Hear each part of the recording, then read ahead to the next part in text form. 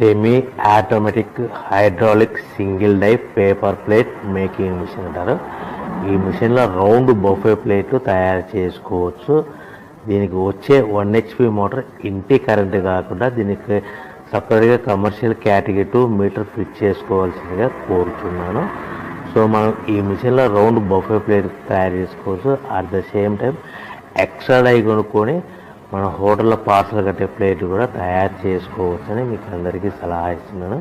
కానీ ఈ మిషన్లో ఎలాంటి టిఫిన్ ప్లేట్లని, డోనా కప్పులని, పానీపూరి కప్పులని, టీ కప్పులని తయారు చేసుకోలేమని మీకు అందరికీ తెలియజేస్తున్నాను. సో మనకు రా మెటీరియల్ అనేది మన దగ్గర ఎవరైతే కొత్త మిషన్ కొంటారో వారికి మాత్రమే రా మెటీరియల్ సదుపాయం కలదు.